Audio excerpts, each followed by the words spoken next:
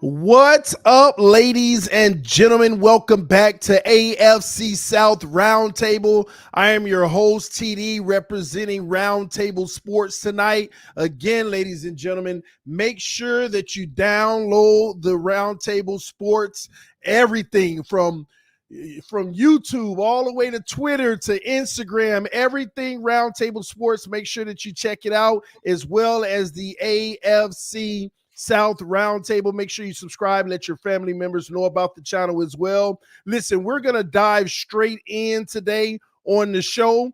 Usually we give our hoorahs and our introductions, but listen, ladies and gentlemen, we're going to bring everybody in because there's no front runner. It is what it is in the AFC South. What's up, ladies and gentlemen? What's going on, guys? What's going on? We're out here. Man, yeah, we all out here. We all out here, man. But listen, man, this is going to be an interesting show because I just want to say this, man. We started out a month and a half ago on this channel, something around that time.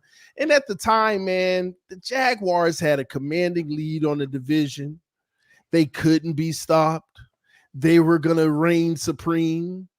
And a month and a half later, here we go, and we don't know who the best team is in a division between the Jags, the Colts, the Texans. I might even want to add Tennessee in there at this point. But listen, man, here we are at this point where we're trying to figure it out, and we're going to see if you guys can share some clarity on it tonight, all right?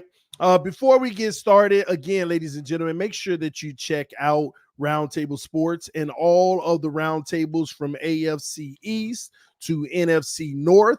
And we have a special announcement. We will be launching NFC West next week. So get ready for that. That's going to be exciting.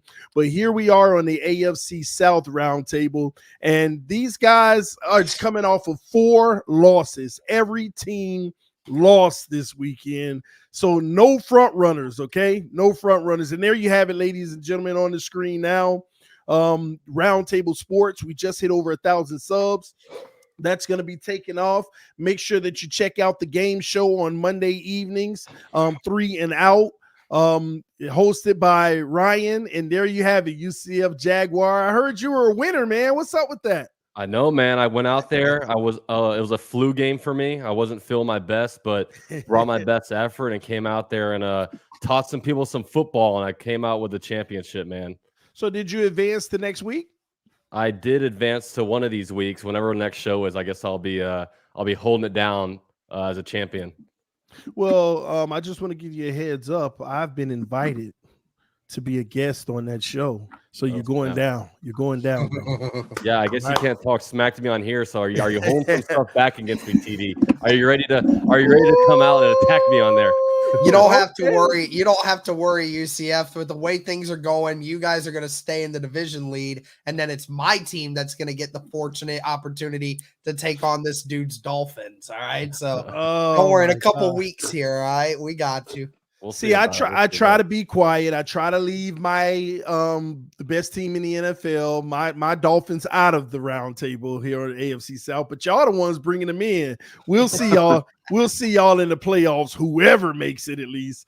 All right, y'all. Let's dive into this week's game because we got a lot to talk about as far as last weekend's games. If you guys want to ask these guys a question or make a comment, just hit us up in the super chats. They are available below. But we got 2 new guests today that we'd like to welcome to the round table. First off, I want to start out with the Houston Texans. We got my man Harley Dugan in the house. What's up, man?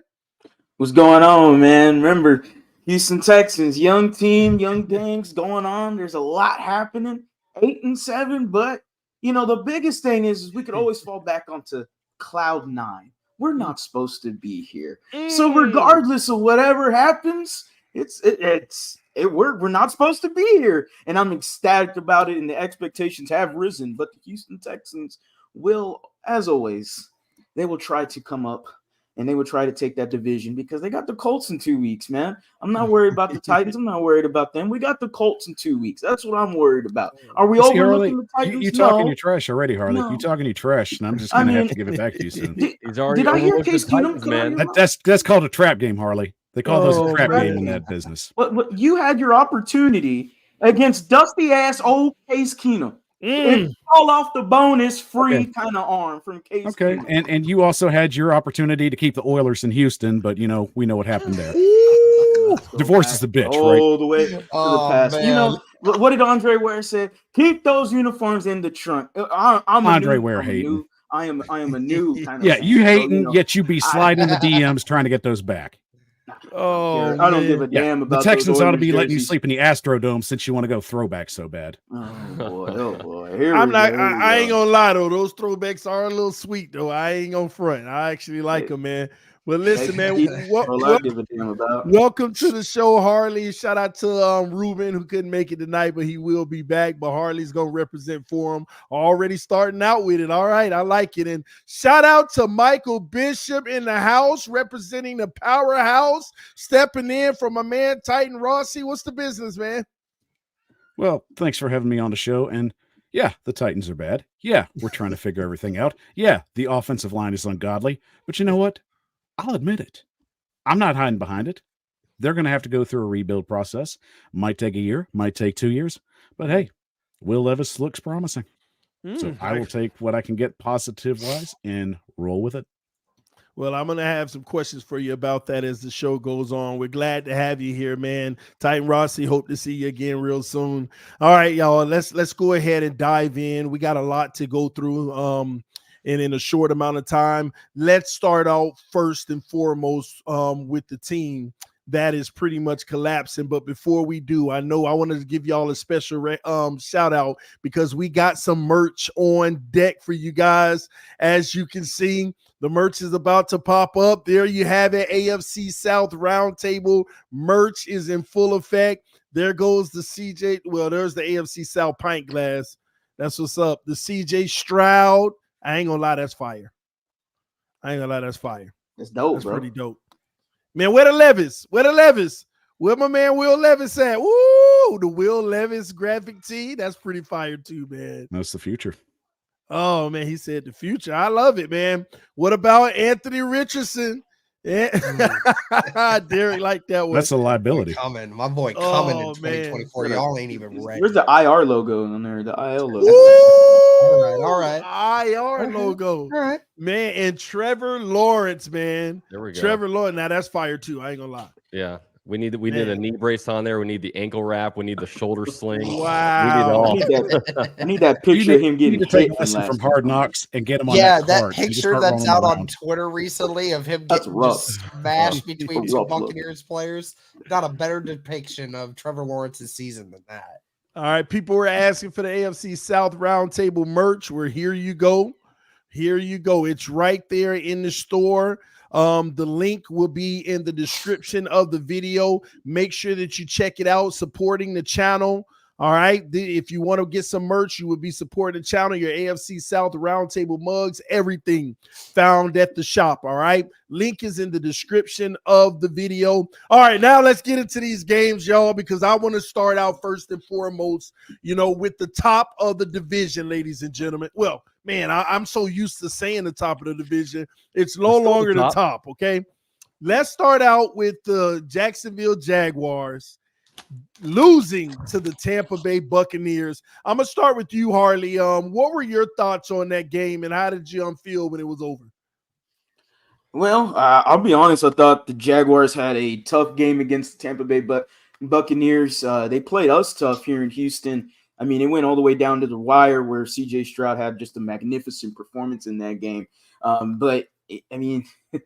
Trevor Lawrence, man, is this guy going to sit down? What's going to happen with him? I mean, it just seems like injury after injury after injury. And then again, with the shoulder injury, now they're saying it's minor. I mean, this dude, is he bulletproof? Or what is going on? It doesn't look like it in terms of his play, though. His play has been horrible, and it was not pretty against the Buccaneers. And granted, everyone told me, oh, y'all barely beat the Buccaneers.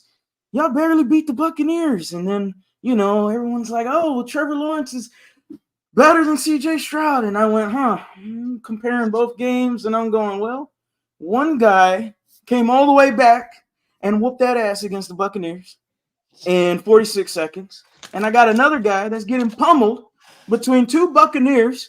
I mean, it was so explicit. It should have been on a hub. I mean, come on now. It was disgusting what his face looked like.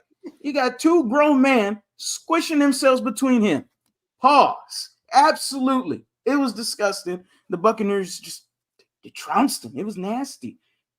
It is what it is. As we all know, the best quarterback right here in Houston. That's we all know. The Texans can't talk about CJ Stroud without bringing up Trevor Lawrence every time, man. Happens every time. It's connected to CJ Stroud had to do with this game. When it comes to the division. We all know this. Every quarterback will be compared in every division. Well, I got to hear from Michael Bishop on that game. What were your thoughts on it? UCF, man. I mean, Jacksonville had one of their ugliest games so far this year. I mean, you look at the stats, 37 rushing yards, 23 minutes of possession, 4 sacks allowed, 4 turnovers. I mean, let's just be honest, man. I mean, it's a 3-way tie at this point in the AFC South. Jacksonville, you had this, man. What's going on? I mean, I understand Trevor Lawrence is getting beat around. There's no denying that. But, I mean, realistically, leave it to Jacksonville. You'll give them an opportunity to win something, and they're just going to let it fly away to the breeze. Boy, oh boy. Derek, talk to us. Well, first off, before I say anything, give me a break, guys, on the comment section. I'm dealing with a little bit of sickness myself, so I don't sound great, don't feel great, but I'm here. I'm helping it out as best as I can. I didn't get to watch the game because I was traveling during it. All I really heard from it was, they got beat, and I just heard another Trevor Lawrence injury. I was talking to UCF before the stream started and said that, I mean, it's starting to get to a point, man, where I feel like they really need to actually have a conversation about sitting him out for the week. I get it that, you're trying to fight for that division, but man, I mean, it feels like it's 3 straight weeks in a row where this guy is narrowly playing games in which he comes back from a injury that 90% of other players would not be playing the next week. And it's just like, man, how much more is this guy going to take? And like Harley said in the beginning, he doesn't look like he's there. I mean, he's playing, yes, but he is not playing to the level that we're used to seeing from Trevor Lawrence. And the rest of the team is not playing like it. I mean, the Jaguars are certainly not playing at a really good level right now, and it's starting with their quarterback being banged up. And even though he's out there, they're just not getting much help right now. So that's about the extent of it. Well, UCF Jaguar, you know best. Explain to us what happened. No, yeah, I mean, it's been awful. And yeah, Trevor we've seen ever since really the ankle injury in the Bengals game, just a completely different quarterback. He has not been playing well the last few weeks. And, at this point with how hurt he is, I definitely think that, okay, best case scenario with the Jaguars this year, they sneak into the playoffs, win the AFC South, and basically are a first-round exit. So I'm almost at the point where it's like, okay, let's sit him down, maybe let CJ Beathard try to win his for us, and then kind of in the playoffs, maybe Trevor can go back and give us a spark after he gets both a mental and physical rest. But it's not even the passing game is the worst part of this team. The running game is horrible. Travis Etienne, you can be, we can sit here, you can be the biggest Trevor Lawrence haters, but, Travis Etienne is a really good running back. He had -3 yards in the first half. Okay. He finished this game with 6 carries for 12 yards. This run game gets no push, and this offensive line is just terrible. So, when we run it, nothing happens. When Trevor Lawrence drops back, he's either getting hit right away or he's throwing to guys like Elijah Cooks, Tim Jones, or Parker Washington. And, guys are running wrong routes. Even Doug Peterson said after the game, Trevor had 2 bad picks, but Doug Peterson said that it was the rookie that was running the wrong routes because both of those interceptions were to the same player, and they both looked like really bad interceptions. And, I don't want to defend him, but I just think that there's just a lot bad going on in this offense right now. The defense is no longer making their big plays. They're usually, they can't bring down a quarterback. They're not making a first tackle. And, last game was just absolutely horrible. And look, when you look at the Jaguars schedule, 12 out of the 15 teams the Jaguars have played this year have winning records. So now the next couple of games you're playing, in the Panthers, you're playing the team with the worst record in the NFL. And then you have the Titans, which, you never really know what version of the Titans you're getting. They're a pretty tough team, I will say. I don't think they're like an awful team, but you kind of have a stretch here where it's like, okay, like you're done with these winning teams. Like the Buccaneers run a hot streak going in, but yeah, the Jaguars right now are terrible. I can't sit here and defend anything the Jaguars are doing because I would just look stupid. We're not a good football team right now, and hopefully we can fix it. Hopefully we get some players that come back from injury, and hopefully whatever's going on with Trevor Lawrence, both physically and mentally, he can overcome whatever he's going through. Well, I gotta ask you. I'm just gonna be blunt, man. Are y'all collapsing in front of our eyes? I mean, so far, yeah. I mean, look, every loss has been getting worse and worse. The Bengals, you lose in overtime. Then you lose to the Browns by 3 or 4 points. And then against the Ravens, you basically get killed, but it wasn't as big of a massacre as last Sunday against the Buccaneers. So we're on a 4-game losing skid. I think only the Jaguars and Commanders have lost their last 4 games. So it's bad. And like I said, the only positives is that we're still somehow first place in the AFC South with 2 games left against 2 teams with losing records. So I don't know. I can't. I would like to sit here and pump out my chest about these Jaguars, but I can't right now because the Jaguars giving me no reason to do it. Well, we got our first super chat of the night. Says, question for panel. Have y'all started Max Trevor campaign? Don't let them realize they have Baker 2.0, another roller coaster quarterback. What's your thoughts on that one, Derek?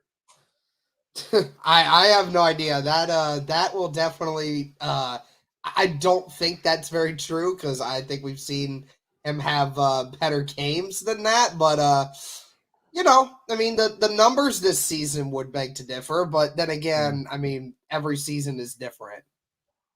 And what about you, Michael? What are your thoughts on that? Is this a Baker 2.0, and would they be making a mistake giving them a massive deal? I mean, I agree with Derek. I think it's a situation where the Jaguars are just kind of just getting beat around this year. Trevor Lawrence has had trouble staying healthy. But you look at the other side of the spectrum, and I'm just going to say, Doug Peterson, this has happened before with Carson Wentz. So stay tuned. Wow. Harley, your thoughts? I don't. Baker Mayfield always has a negative connotation, it seems like, when it comes to NFL quarterbacks. I mean, Trevor Lawrence, despite all the trash talk that we'll spew with each other, like putting that aside, Trevor Lawrence is like top 10 quarterback, bottom tier of the top 10s, really, in my opinion, from somewhere between 8 to 12, 13-ish, so that's where I would put him. Baker Mayfield has been as roller coaster gets. I mean, Lawrence, he had 4 interceptions in a wild card game, yeah, but then he came back and had a really good game to finish it against, even though it's the Chargers. But still, I mean, you come back and win the game for your first playoff game. That's a magnificent performance. Baker Mayfield, that comparison, that's just not it for me. All right, and UCF Jaguar, how confident do you feel about your quarterback in having him long term?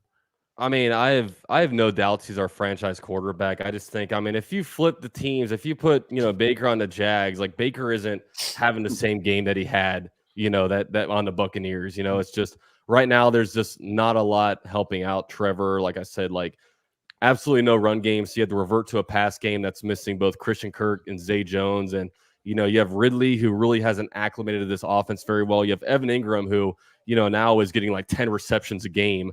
You know what I mean? So there's just not a whole lot where our offense is consisting of like, fringe roster guys that were like, oh, is this guy going to make the roster? We have those guys running out there. We have Jamal Agnew, who's a kick returner, and Parker Washington, who's a day 3 rookie. So it's not good right now. The roster around him is honestly just not good. And the coaching staff isn't helping him out very much.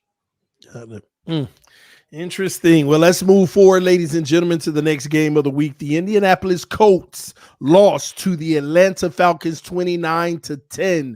We'll start right back with you, UCF Jaguar. What were your thoughts with that, especially knowing that you lost and everybody's catching up just to see the Colts lose as well?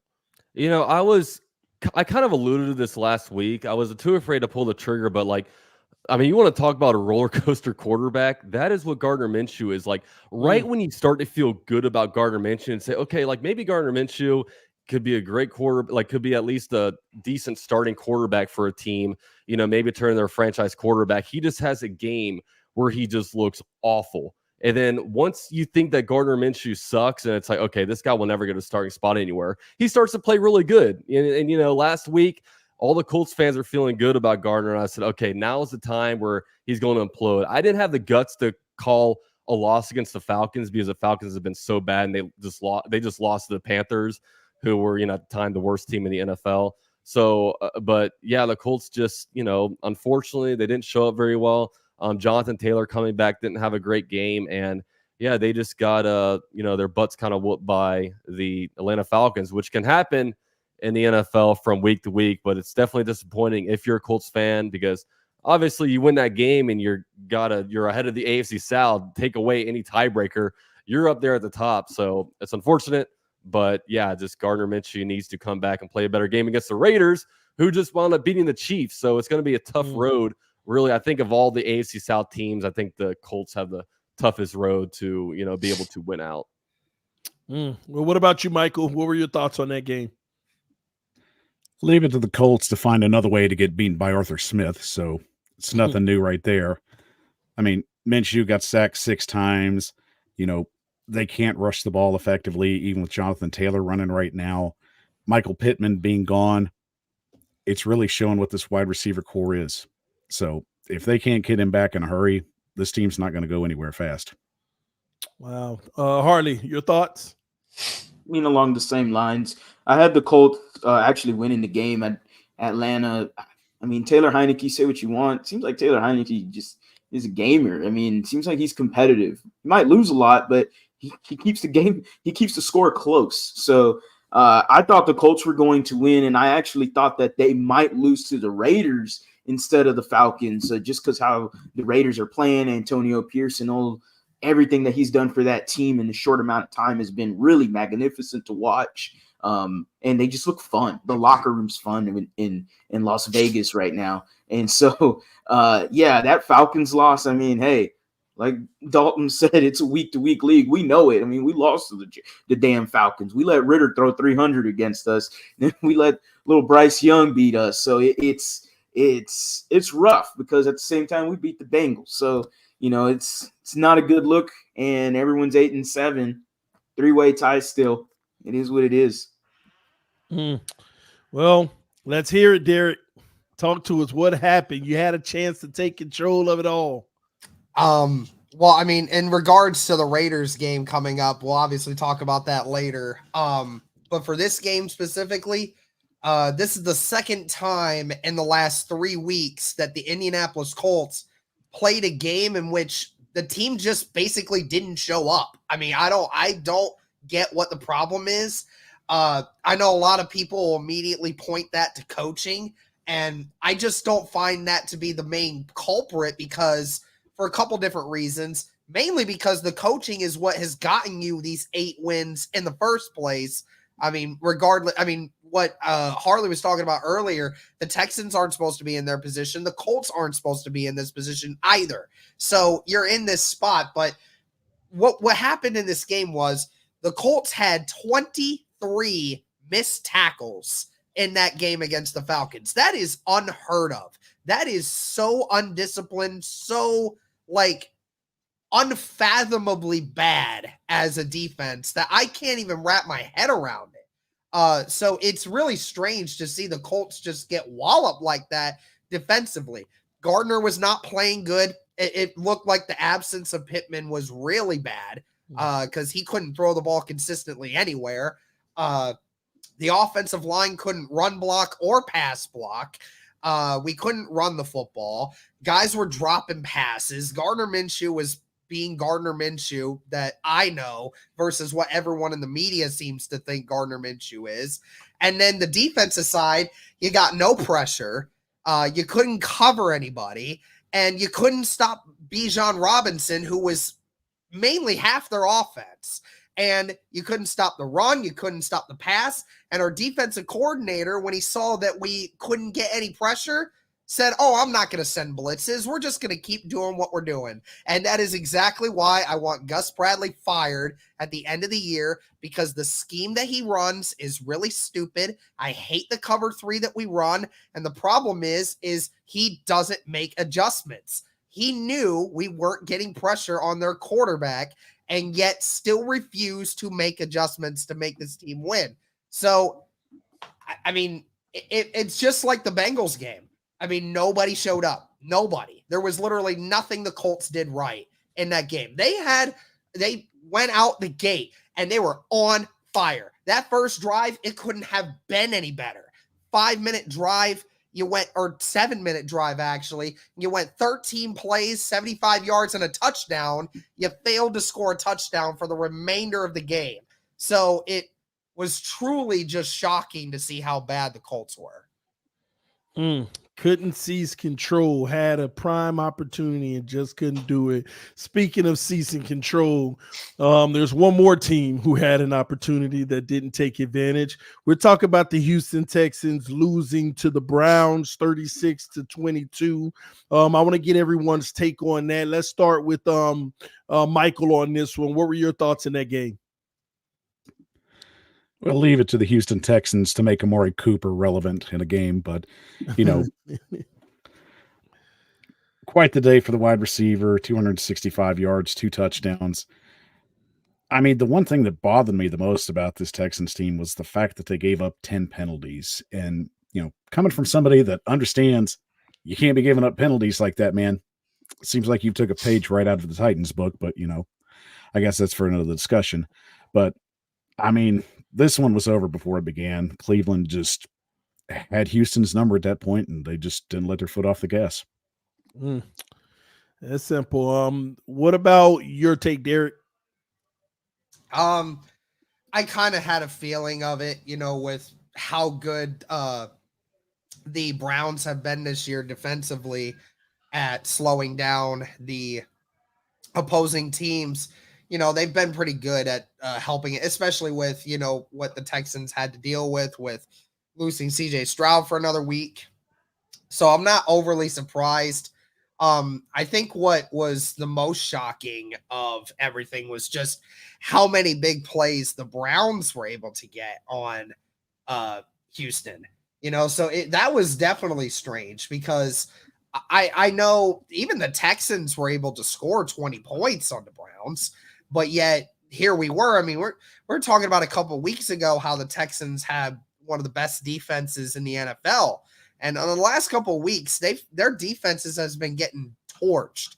And I mean, you gave up 250 receiving yards to Amari Cooper. I mean, Amari Cooper did anything he wanted to that Texans defense. And that was definitely a shocker. That was an all-time great performance there by the Cleveland Browns and Amari Cooper there offensively. So it was the result I expected, but how the Browns did it, I mean, I'm quite shocked at it.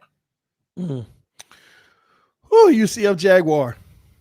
Yeah, I mean, I do feel for the Texans in a way, because they're going through something similar to the Jaguars right now. Like, they're very, very injured, and look, CJ Stroud isn't playing while Trevor Lawrence is playing, so it's like it's basically kind of a wash on that point, because Trevor Lawrence has been playing more close to Case Keenum than he has, previously. And, it's crazy because a few weeks ago before the injuries, man, when you saw Jaguars and Texans face off, like that looked like a playoff game between playoff teams. But since then, each team has been nailed with injuries, and, they just haven't looked the same. But yeah, I mean, this one was kind of expected, because like the Browns are playing really good football. I know people want to say, oh, you got killed by Joe Flacco. Dude, Joe Flacco is playing some really, really good football. I mean, that dude has resurrected something, and he is they're going to be dangerous in the playoffs, man, because Joe Flacco is slinging it. They got a really good, team around him.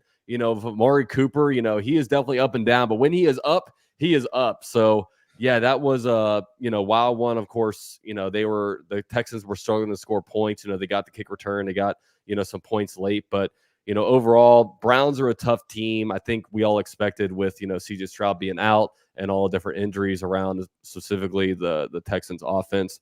that this game would probably go about like this. Well, listen, Harley, we got to hear from you, bro. Y'all had a huge opportunity, and just like the Colts didn't take advantage of it. What happened, man? I mean, everyone's pretty much hit the nail on the head there.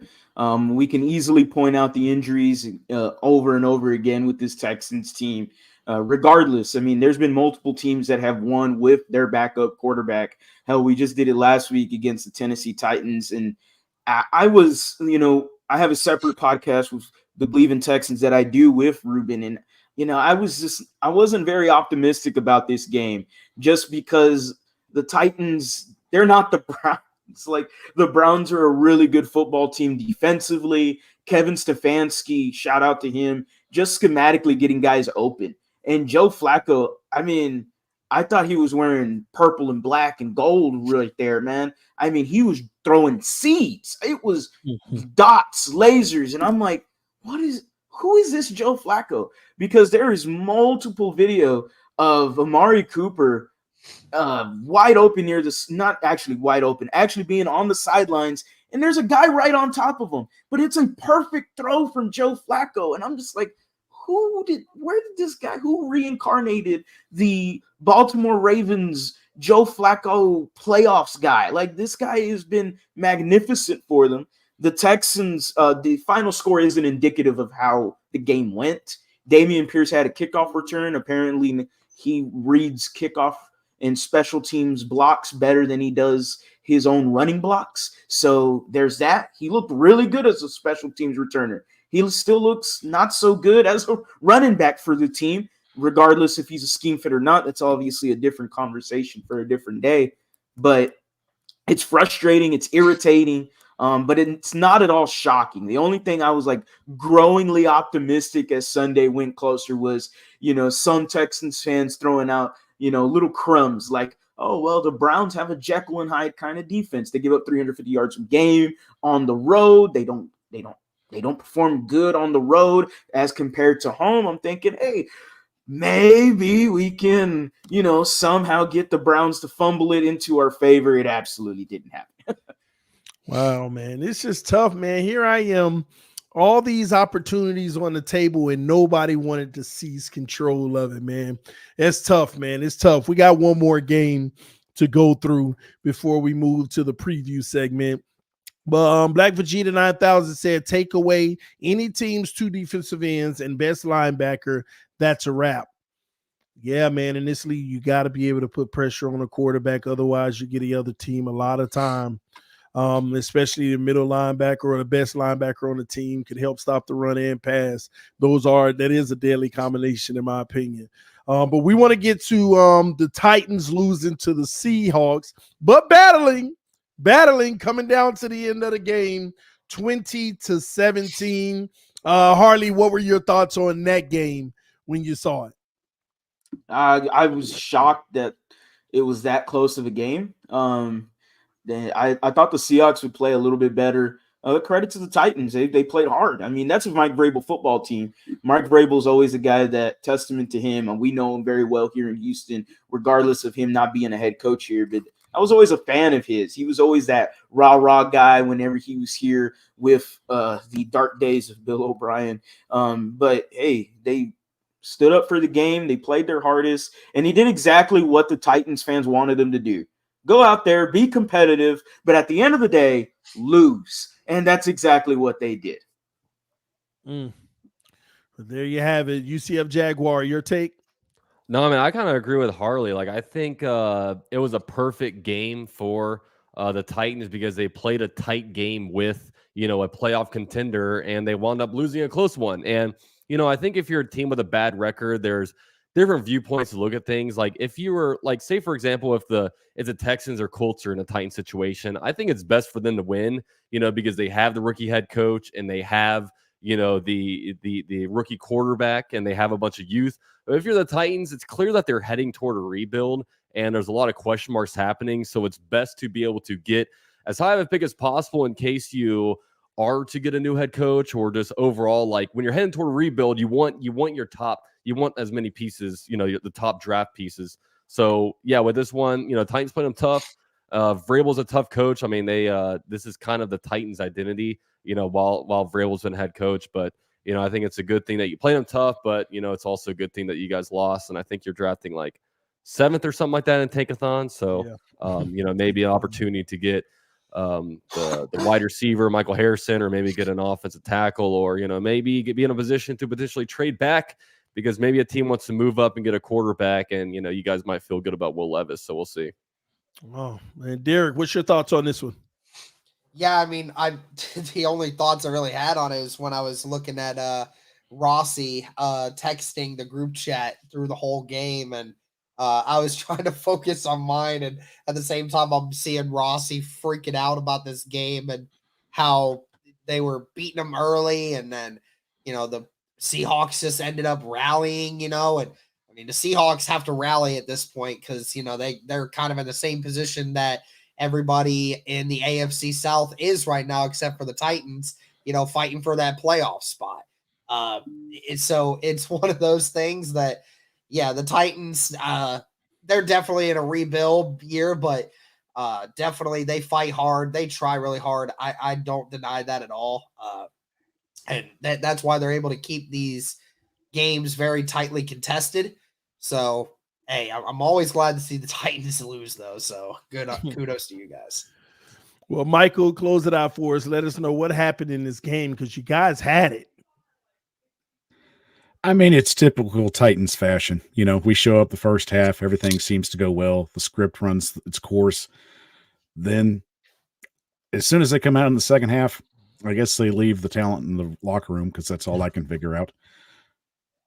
But, it's just one of those situations, just undisciplined football, giving up penalties, letting them run wild on our secondary. Same old song, same dance. I mean, this is a team that's just trying to fight with what they have. And what they have right now is kind of a beat up car that you're just trying to make sure the transmission doesn't fall out at this point. So at some points it runs, and at some points you're just going to have to give it a few kicks. But at this point, this team, we know what they are. We know there's going to be a full rebuilding process. It's been said ownership's given a vote of confidence for Mike Vrabel, but it's going to come at a cost. So a huge staff revamp's possibly coming, and a lot more with that coming. Well, is Derrick Henry going to be a Titan next year? Derrick Henry will not be a Titan next year. And it's just the simplest reason. He's earned the right to go wherever he wants to right now. I think he wants to solidify his career. Potentially, he has an ability to get to the Hall of Fame. So I think he's just going to try and chase that Super Bowl, and I'm fine with that. Wow. I think most Titans fans would be fine with that. He's earned that right to go do that. As for the future, it looks like the Titans are going to try and become a more pass-oriented team with Will Levis leading the helm, and they're going to go small ball. So expect to see a lot of smaller running backs. Tajay Spears is going to be your starter. And then I expect them to go out and maybe find some smaller halfbacks that are good at picking up about 5 to 7 yards. Interesting. Well, it looks like an era might be coming to an end. Ladies and gentlemen, make sure that you punch the like button. If you want to support this channel, please hit that like button. Let's try to get 200 before the end of the show. Thank you all for showing love and supporting the channel. Real quick, we want to have a quick word from our sponsors, ladies and gentlemen. Our official sponsor for the AFC South is none other than BetUS. Okay, get in the game, receive a 125% sign-up bonus using code AFC South. Here are the standings by Week 16, brought to you by BetUS. Jaguars versus Panthers, Colts versus Raiders, Texans versus Titans, and Titans versus Texans. So let me ask you guys real quick. This right here is odds to win the AFC South, which is subject to change. But man, I gotta be honest with you, man. The Colts 325 and the Texans 350 looks very appealing. Very appealing. I want to go with Michael, man. Who do you have winning the division? I mean, honestly, I'm just sitting here looking up, laughing at all three of them because none of them won it. Oh wow! I can't even. It makes sense. The Titans are bad. Nobody wants the division now, so that's okay. We'll take care of that in a couple of years. But no, I mean realistically, I'll stick with my prediction at the beginning of the year on my show. I said the Jaguars, it's theirs to lose, and I mean, sorry UCF, but it looks like you're making my prediction come true. So, I mean, as long as they can stay healthy, I think the Jaguars can get it, but I'm not going to count out the Colts at this point. So, well, maybe they can be sneaky, but making this bet comes down, I think, to Trevor Lawrence sprained right shoulder. UCF, what's the latest on that? Because it'll help us determine, what the safe bet is. Is he playing this week? What's going on? I don't know, man. I mean, I'm looking at this thing, dude. Bet US has a lot more confidence than I am doing these Jaguars. I mean, minus 160, while the Colts are at plus 325 and Texas at plus 350. It's like, man, Jaguars on a 4-game losing streak. I guess they like the schedule. It's kind of favorable. And I mean, the Jaguars beat the Panthers and both the Colts and Texans lose. The Jaguars clinch the South, so maybe that's kind of being factored in this whole thing. But it's God, I just don't have a lot of I'll just say this. I'm not putting any money on the Jaguars. I don't want, as much as I like to sit here and talk shit and be like, oh yeah, we're gonna own this thing. Why do you come on, don't you want to influence all the young adults out there to spend I gotta have these people be financially responsible, fiscally responsible. I'm not throwing, these odds are way too are not. I mean, you're not going to make much money if you bet on the Jaguars to win and they do win. So it's just the risk reward isn't there. But yeah, this is I don't know if Trevor Lawrence is playing. Honestly, if you ever bet on Trevor Lawrence not playing in his career, then you're going to be wrong because he hasn't missed a start. But man, I mean, if I'm the Jaguars, I bench this dude because, I think with his injuries, he's hurting us more than he's helping us. And, like I said earlier, I think you sit him the next couple of weeks and you have an opportunity to win the AFC South. And then you bring him back into playoffs and hope that mental and physical reset will kind of help propel the Jaguars and really kickstart the Jaguars. But I don't know if he's playing, but honestly, he probably is. That's tough, man. Just keep on pushing him out there, knowing he's not 100% healthy, especially with a shoulder injury. I agree with you. I think you should sit him because if you can't beat the Panthers without him, you don't need to be in the playoffs anyway. But man, I ain't gonna lie, I might have to get on this Texans plus 350 on bet. Yeah. I'm just being honest. Hey, but let me say this: when you look at the odds, why not get on both of them? True. Yeah, that's true. Get on both of them, and if either of them hit, you still profit because it's plus 325 and 350. Yeah, man, I'm sorry, UCF, man. I might have to, get on both and just hope that you lose, but you do have the Panthers. It'll be interesting. All right, y'all, let's hear a word from our sponsor, Bet US. Get in the game. Bet US, America's favorite sports book, where you can bet on everything anytime. Sportsbook, casino, horse racing, live betting, and more. We have the best bonuses in the industry. That's right, get a 125% sign-up bonus. And to celebrate our 30-year anniversary, we are giving up to 30 risk-free bets, a truck, Super Bowl tickets, and more. Don't miss out. Play smart. Join now. BetUS, where the game begins. All right. Again, supporting our sponsors is supporting the channel, ladies and gentlemen. All right. Quick round robin questions for each of you gentlemen. If you could take a quick 20 seconds to answer them. I want to start out with the Colts. What is your team's biggest concern right now? Biggest concern right now is the defense. This is like I said, the last couple weeks, Colts defense has not looked good at all. And we've even looked really bad against some bad offenses, presumably. It's one of those situations where I do question on whether or not this defense is going to be the reason why we don't end up making the playoff run. Interesting. What about you, Michael? You all have right now the number 7th draft pick. I know it's draft season for you guys. It's early, but what are you looking at doing with that 7th pick? Quick answers. Oh, that's easy. Offensive line, baby. Tennessee Titans have a revolving door at offensive line, and basically you only got one offensive lineman out there that's actually doing something. So you're going out there and you're rebuilding that offensive line completely. And if Joe Alt's at 7, that's who you take. Left tackle. Left tackle it is. Interesting. All right, Harley, talk to me. Is CJ Stroud, is he gonna play this week? Definitely feels like it. He was progressing towards playing this Sunday, so that came out. There was some about from Aaron Wilson, actually, who covers the Houston Texans for KPRC Channel 2 and here in Houston, said that he was actually on the field Friday. So definitely feels like he's going to be playing this Sunday. All right. Real quick, UCF Jaguar, make your case of making the playoffs right now. The Jaguars have the Panthers and Titans, two teams with losing records, and we've seen the Jaguars play good. It's just, the Jaguars are bad. Maybe they're not as bad as our next two teams we're playing against. What about you, Derek? Your case to make the playoffs? This team definitely bounces back a lot better than most other teams do. We saw what happened after the Bengals game. The Colts really bounced back and did a fantastic job of doing that. I think the Colts know what the stakes are right now, and I believe that they're going to figure it out, and they're going to do some soul searching, and they're going to finish this season out strong. All right, and let's go with Harley. What is your team's biggest concern right now in your case of making the playoffs? I mean, still sticking with not only just CJ Stroud, whether or not he's going to play this Sunday, it definitely feels like he's going to.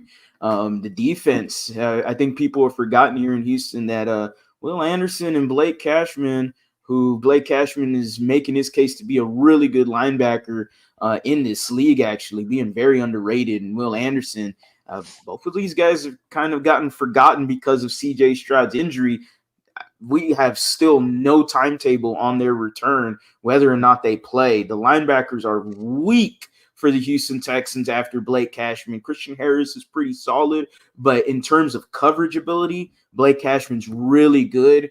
No one else on the linebacker core is good at coveraging. So defensively, it's tough. Jimmy Ward, IR, out for the year. You got Kareem Jackson today. You picked him up on waiver wires. So, hey, former Houston Texan, I don't know what he has left in the tank. He's 35. I'll take it. It is what it is. The defense isn't looking so hot, though. Man. And again, your case of making the playoffs? Oh. I mean, CJ Stroud should be playing, right? We have CJ Stroud for the next 2 weeks. He will take care of business. I mean, that's just how it is. As simple as that. A lot of confidence in Houston. All right, ladies and gentlemen, we got another super chat from Hosier Film. Said, can we all go one by one and ask how many Super Bowls each teams have? One, go Colts. I guess we'll start with Michael Bishop. How many you got? Well, I don't have one, but believe me, Derek's only got one too. So one of the other ones belong to Baltimore. Harley. Hey, listen, I think we all know the answer to this one, man. How you feeling about it, Derek? 2. Nope. 2. One goes. It's No, you stole one from Baltimore. You threw that on there with that Mayflower. That ain't yours. Technically, that is part of the Colts That ain't your Super Bowl.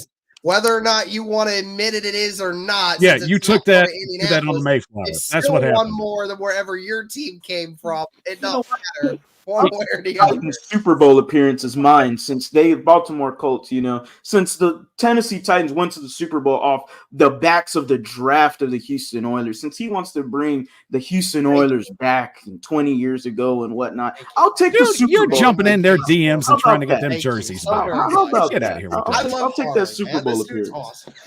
Oh, you wish you had that Super Browns Bowl fan, how many appearance. Super Bowls they have? Are they nice going to watching on play the TV. Ravens? Yeah, thanks. Inches, right? Inches.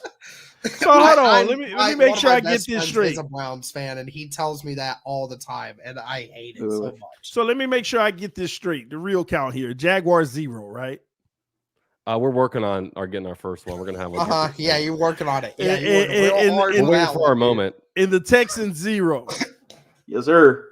The Titans For now, 0. 0. TD, they say good things come to those who wait. Okay.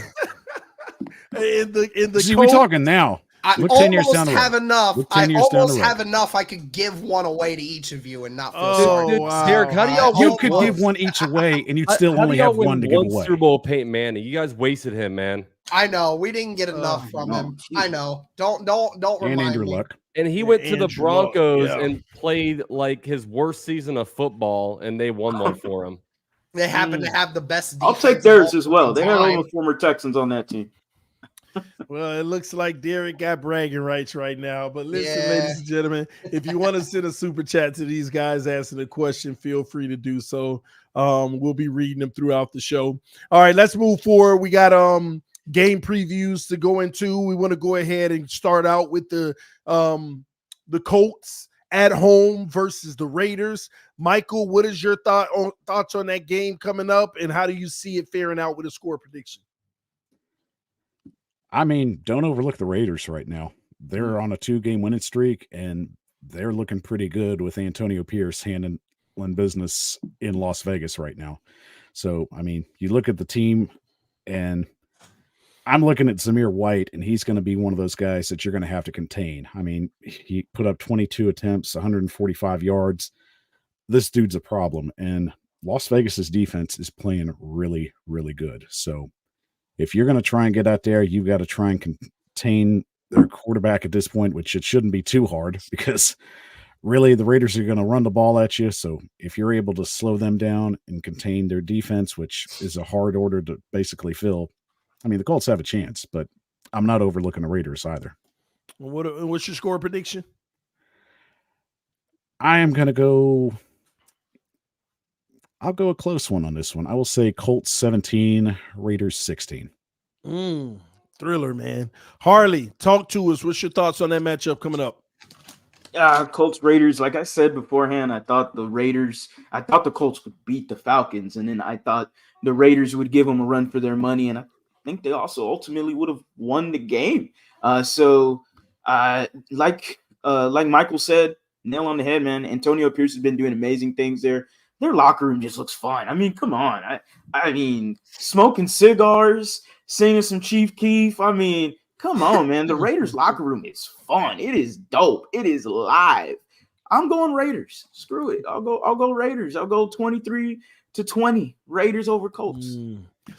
Ooh, Colts in trouble. UCF Jaguar. How do you see this one faring out? Yeah, I mean, the Raiders, they are in a potential for a letdown game because they might have thrown a lot into that Chiefs game and they finally got that monkey off their back, but they have a lot to play for. They can still actually win the AFC West. So, yeah, it's going to be a tough game. I do think that the Raiders will win. I think they're playing good football. And I just, like I said, I think with Gardner Minshew, when you need him to play his best, he just doesn't come through. But I don't know. I'll say the Raiders win 23-20. 23-20. Bring it home for us, Derek. How is this one going to end up? I look at what the Raiders have done the last couple of games. It was two different extremes for Aiden O'Connell in those two games. That first one against the Chargers, where really the Raiders couldn't do any wrong, had an amazing elite game. And then in this last game, he didn't even complete a pass in the second, third, or fourth quarter. So he completed all 9 of his passes in the first quarter. And somehow, some way, they were still able to beat the Chiefs. No doubt that the Raiders are a very well-coached team right now. Their play, especially on the offensive side, is not the greatest thing in the world right now, but they're all playing for each other. They're all playing really great football right now for all intents and purposes of what they were. It definitely makes me, I do feel like the Colts can take advantage of the Raiders a little bit from the offensive side of things because Aiden O'Connell didn't have a great game. But with what I just saw last week against the Indianapolis Colts offensive line, definitely concerns me with how their defense has been playing recently. I could go either way with this one. I'll say Colts win this 23-21, and I'm not very confident in it. Wow. Hey, did I get your score prediction, UCF? Yeah, I said 23-20 Raiders.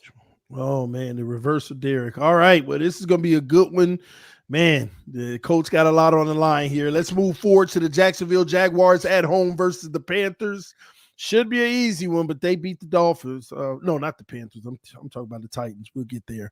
Harley, what are your thoughts on Jags playing the Panthers at home? They should take care of business, right? I mean, regardless of whatever the Jags are going through and spitting up consistently week after week, you're facing the Carolina Panthers. And I don't care. I talked a bunch of trash on a Carolina Panthers podcast, and I deserved every second of them clapping back at me. And I don't care. I would do it all over again because the Carolina Panthers suck. They are not good. The Jaguars should spank them. They should absolutely do horrible things to the Carolina Panthers. They should show them who the stronger of cat of the jungle is, the Jaguar or the Panther. This isn't easy. It should be easy for the Jaguars. It should be. Score prediction. The Jaguars. We'll go 27-13. Michael, your thoughts on this one? Yeah, Trevor Lawrence's shoulder concerns me, and I mean really concerns me. So you're going to have to ask yourself, is he going to be good to go for this game? And I'm going to probably say this is where you're going to end up seeing Trevor Lawrence benched, and this Jaguars team is going to have to put up a fight with a Panthers team that just came off a very impressive loss to a Packers team that easily should have handled them, but Bryce Young goes out and has a career day for his rookie year. So to me, I think this is going to be a lot closer. I think this is going to be a tale of defenses. I'm going to go a shocker right here, but not so much of a shocker. I'm going to go Jaguars 13-10 overtime. Ooh, overtime. Man, Derek, talk to us. Yeah, this is one of those games where you say the Jags should win this easy, even without Trevor Lawrence. But again, the Panthers have nothing to lose, and the Jaguars have everything to lose in this game. So that makes me think that even if Trevor Lawrence, we all say Trevor Lawrence should be benched, it doesn't make me think that they will one way or the other. If he's good enough to play, believe me, I think Doug Peterson's going to keep him out there, regardless if that's a good idea or not. This will show a lot about whether or not the Jaguars are going to be back on the right track here, because you have to be well coached here, and we're going to find out if the coaching is a problem here as well. But I'm going to go with Jacksonville on this one. They should win this one. I'll say 24 to 14. 24-14. UCF, man, close it out. Let us know how this one's going to end. Yeah, I mean, it's wild. The Panthers put up 30 points last week, man. I mean, they were scored, and the Jaguars on BetUS are like 7-point favorites. I'm like, how, man? It's crazy. So I don't know, man. I go back and forth on this one. Look, I've been picking the Jaguars to win every week. It has been working out for me. So I'll just sit here and say, hey, how about this? Let's do some reverse stuff here. Let's say the Panthers win 16-13. Maybe I'm at fault. You know, maybe it's my fault. So I'll pick the Panthers to win, because first of all, I don't have any confidence in my Jaguars right now. I really don't. And also maybe we can do some reverse psychology here. So yeah, I'll pick the Panthers to win 16-13. Man, I hope you're not giving your team the kiss of death, but it's crazy how the tides have turned. Like 4 weeks ago, it was like we're your daddies, and I had my chest puffed out, man. I know, it's crazy, man. It's all good, man. But hey, all you got to do is get to those playoffs, right? It's a new season. Exactly. Then we're all 0-0 and Exactly. New season. Well, we got a divisional matchup, which is going to be a tight one because one team can play spoiler and the other team can do nothing but either win or feel embarrassed. All right. We have the Houston Texans at home versus the Tennessee Titans. This is going to be a good game because the Titans are playing solid football, a lot better than they were early in the season. And they've been in a lot of tough games, and the Texans have a lot on the line. Derek, how do you see this one faring out? Well, I mean, I think I picked the I think I picked the Titans to win last time, and obviously that didn't go well in my favor. I would love for the Titans to win this game, but knowing that CJ Stroud is most likely going to be back this week, everything in me just tells me that that's just not going to happen. Even with some of the injuries that the Texans are dealing with, I think that the Texans are in a situation where they also know what's at stake, and they want to go in there to face the Indianapolis Colts with that same record, with the division on the line and a playoff spot on the line. So I'll go with the Texans here. I'll give it a final score of 27-17. 27-17. Wow. UCF Jaguars, speak to us.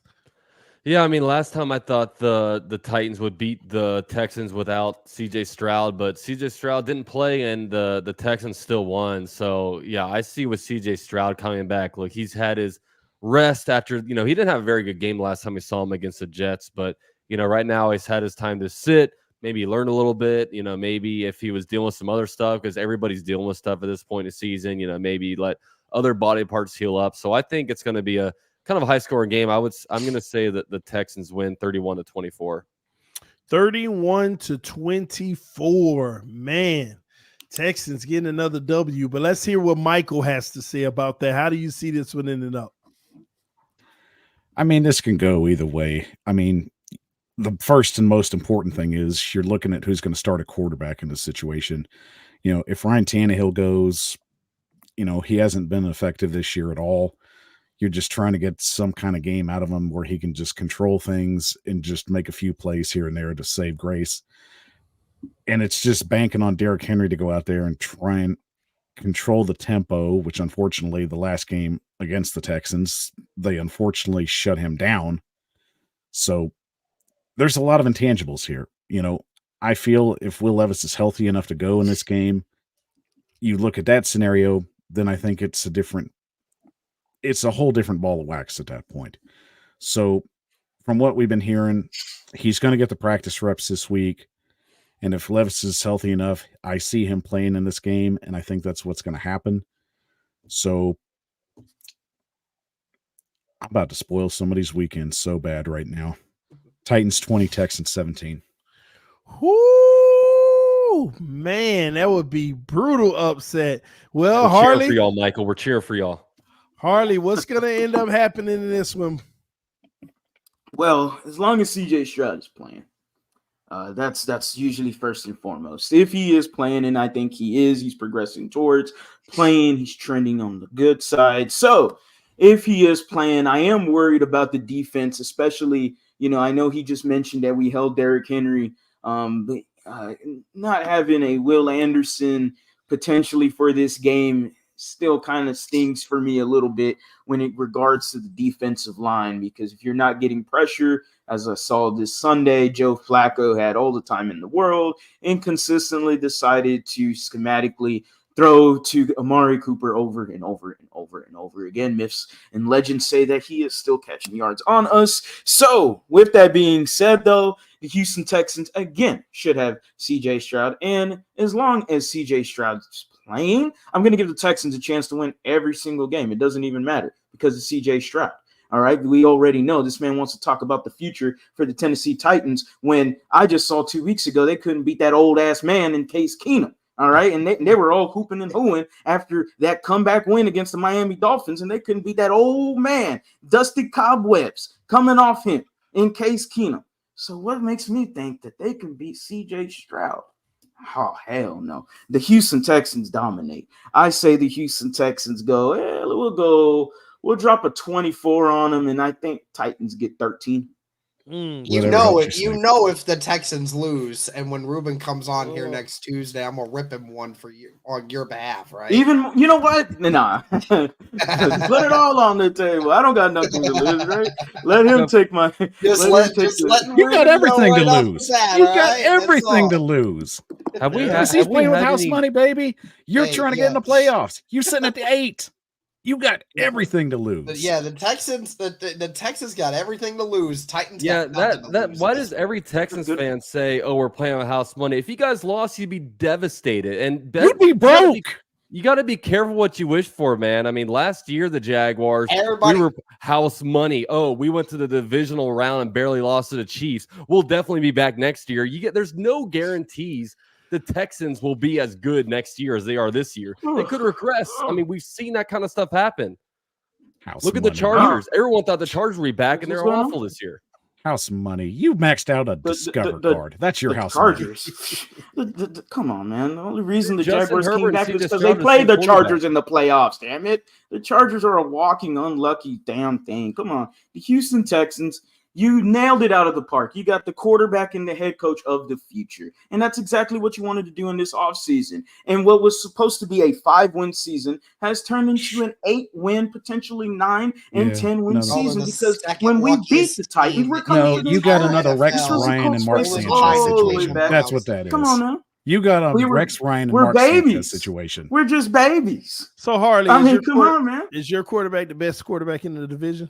Oh man, easily. This conversation again. Easily. I'm just saying we don't have 4 weeks, and now I'm sorry. Was a lot more any of the quarterbacks ever MVP candidates in their time?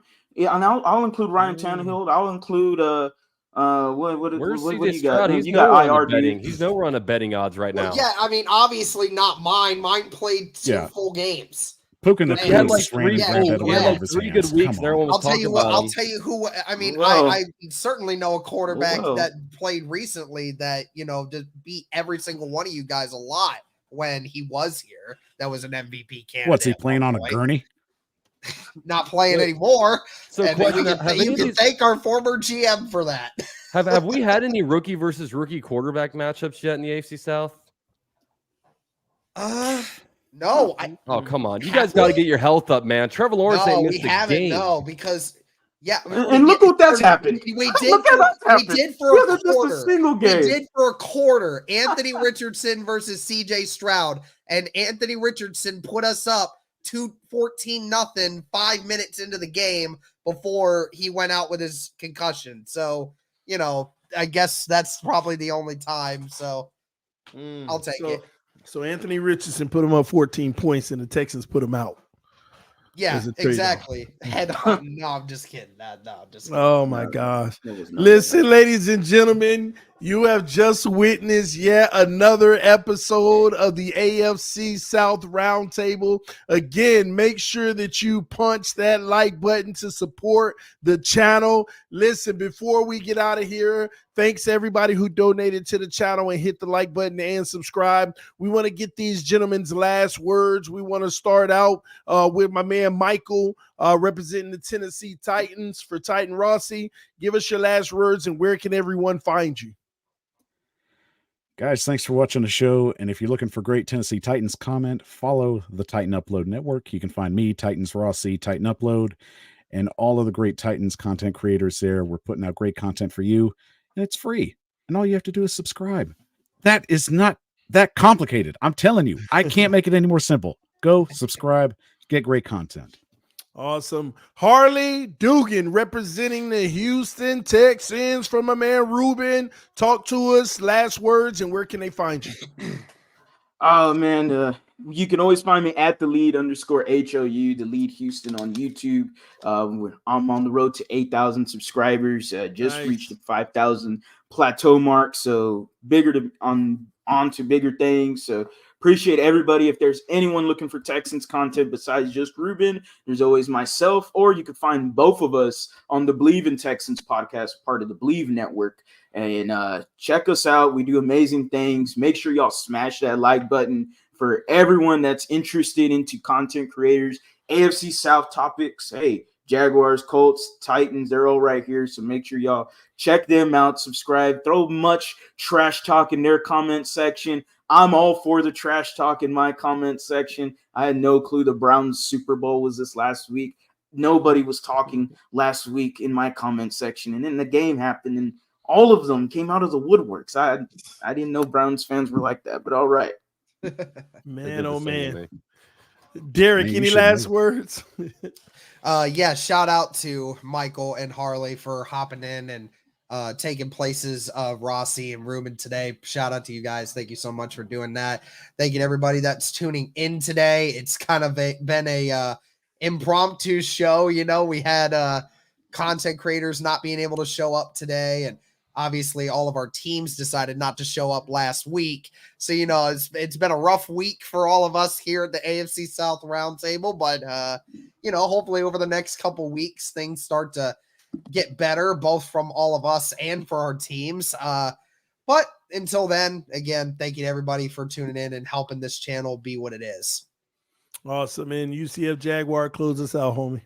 Yeah, man. Well, shout out to Michael and Harley for stepping in here for the respective teams, man. Appreciate y'all coming on here. And yeah, I mean, I guess with the Jaguars, I'm sorry, I'm not puffing my chest out right now because I'll be honest with you, they are flat out embarrassing me right now, and they're giving me no reason to talk smack. And I think, a lot of people who aren't Jaguar fans have more belief in this team than Jaguar fans do, as I'm reading in the chat, kind of. So, yeah.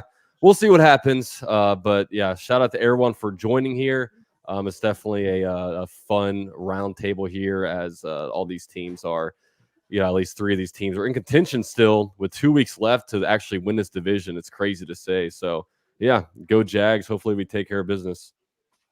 All right, well, there you have it, ladies and gentlemen. And before we get out of here, if you love fantasy sports, make sure that you check out another sponsor of the AFC South Roundtable, which happens to be Sleeper, ladies and gentlemen.